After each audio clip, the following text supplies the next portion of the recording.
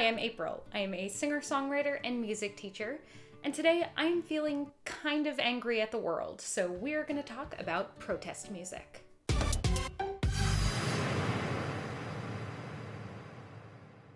I promise I'll get to the video very soon, but before we do, I just want to give you my obligatory check your voter registration.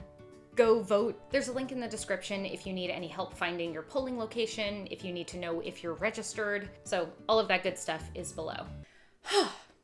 And now we can talk about protest music. Art is super subjective, which means that different people are going to have different opinions about what makes a good song versus a bad song. But I have a few very specific parameters that I follow to determine whether I think something is a good protest song specifically. So here are the three things we're going to consider. Number one, do people resonate with it enough to sing along, share it, play it at protests, etc.? Number two, does the message have stakes, and does the artist express them with urgency? And number three, are the message and story clear enough for the average person to follow? There are a ton of protest songs that I personally love that I don't think count as great protest songs by these metrics. Again, the songs I'm about to go through are all fantastic, great songs, but I don't think that they are effective protest songs. Born in the USA by Bruce Springsteen is a phenomenal song. It is beloved by the masses, it is most certainly sing-alongable, and it absolutely has urgency to it. The stakes of the song do feel high for the character. However, in my estimation, I don't think that the message comes across clearly. The music is just too happy, and there's no real sense that the lyrics and the music are working together to deliver the message that the song wants to get across. In fact, I'd say that the music and the lyrics are at direct odds with each other. I think this is why it doesn't adequately express its message. Basically, this is why it gets played at political rallies and why people think it's a rah-rah America song.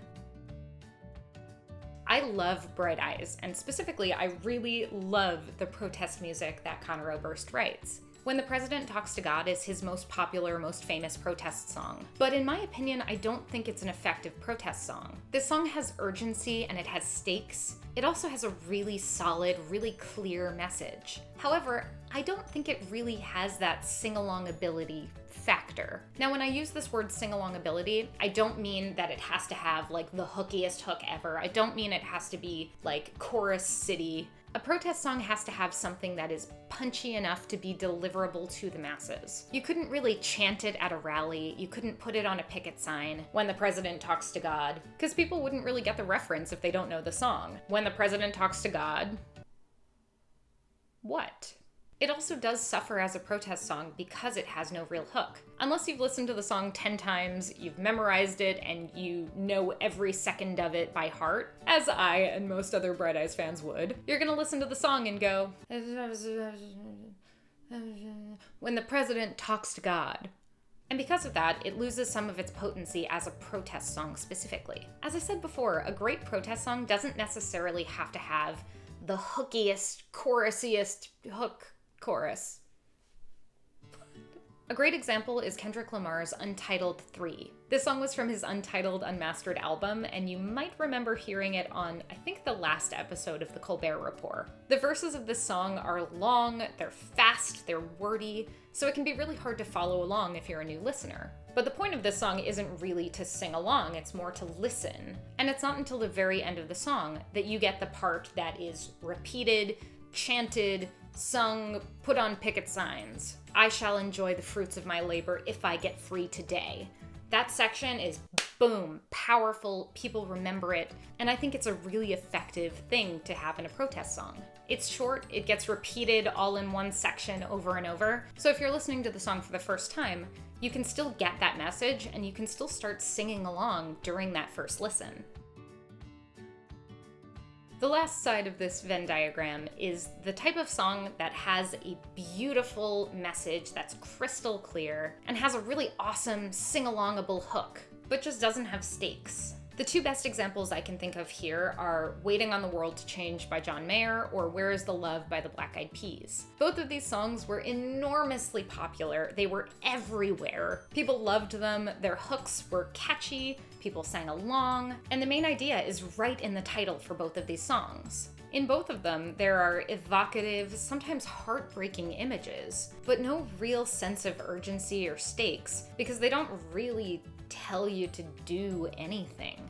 There's this sense of apathy that comes with both of these songs that almost just feels like, meh, let the world happen around you. I think one of the biggest problems for me with Where Is the Love, for instance, is the idea that there's no directive in this song. There's nothing wrong with a message that says, spread love, but this song doesn't even go that far. Instead, it vaguely asks, hey, is anyone coming to help me? Honestly, it's just kind of a bummer as far as I can see. There are a lot of really sad things that they describe in this song, but none of them are given with a sense of urgency. It almost feels like there's a news anchor just reading sad stories at you, instead of an artist relaying these important narratives. Now, if I were the Black Eyed Peas, what I might do in this case is change a lot of these sections into first person. It feels too far away, and the way to get closer to a story is to tell it from the perspective of someone who has eyes in the situation.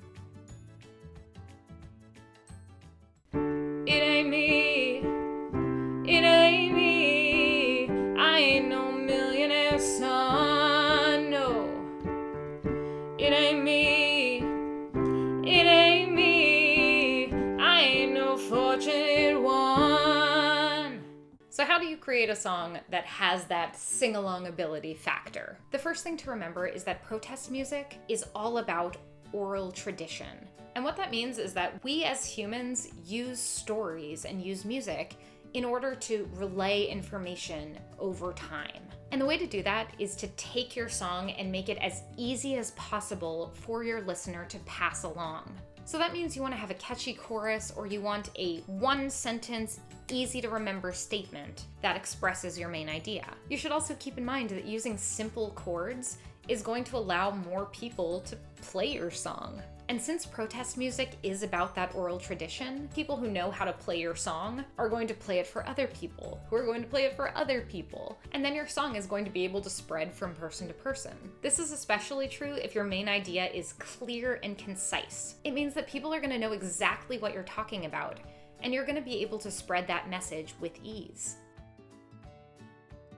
My favorite recent example of urgency, and actually just my favorite recent protest song in general, is This Is America. Because wow, even if you don't watch the video, which is hard to watch and a lot, you still have this insanely powerful message. There are a lot of things being said in this song, and there are a lot of pieces of it that make it feel urgent. But I think a big thing to take away from this song in particular is that if you don't explain the stakes, nothing can change. So your listener doesn't know what to do. In This Is America, Childish Gambino does something really intense, which is that he uses second person to make you feel like he is speaking directly to you. When he says directly to you as the listener, hey, don't slip, don't look away, it makes you feel physically uncomfortable because he's speaking directly to you. He uses that phrase, "This is America," which is very intense, short, concise, powerful. I've seen it on picket signs. I've heard people chanting it. I've seen it in a lot of social media posts or as a hashtag. It is incredibly memorable. So if you're writing a protest song and you want a sense of urgency, the most important things that you can do are to give your listener a directive, tell them what they can do, explain the stakes as clearly as you can, and then pay attention to how you deliver your story. If you're using third person, it's gonna feel further away and less involved in the actual story. You might start sounding like a news anchor, just looking in on something. If you use first person, your listener is more likely to empathize with you as a character. If you use second person, like Childish Gambino does, the listener might feel uncomfortable. And if that's what you're trying to go for, it is an insanely effective tool to make sure that your song is powerful. You should also be giving them a directive. What can your listener specifically do to change things? If nothing changes, what are the consequences? In order to give clarity to your story, try to frame your entire song around one specific topic. There are a ton of things that you can be upset about in your country, in the world, in general, but if you just start listing a ton of different things, people might not really know what to focus on. So instead, pick the thing that is the most pressing. If a lot of things are pressing, hey, you've got a lot of different songs you can write. And from there, you can tell a story about how you are or your character is affected by this problem in society. Get up, stand up. Get up for your rights. Get up, stand up. Don't give up the fight. Protest music can make a big difference in society, in the world, but it's only going to do that if people can resonate with it on an emotional level. So in creating your powerful message, make sure that there's a story that people can emotionally relate to in your song. If possible, get personal. How is this issue relevant to your life? If it's a broader, more cerebral topic, you can still talk about that issue, but maybe talk about who it would be affecting. Speak from the perspective of a polar bear on a block of ice, or talk about what global warming will feel like from the perspective of someone 50 years in the future. No matter what issue you decide to tackle or how you decide to go about talking about it, make sure that there's an emotional component to your story. Make sure that it's not a faraway, distant thing. Let it be something that is physically present in the story, and let people have that emotional response, because emotions do create change in the world. With all that said, I hope this video was helpful. Make sure that you check your voter registration. Make sure you get off your butt and go out and vote, or vote from home. Just do it as safely as you can. And if you found this video helpful, please do let me know in the comments, leave a like, and subscribe to my channel, and ring the little bell to be notified the next time I post.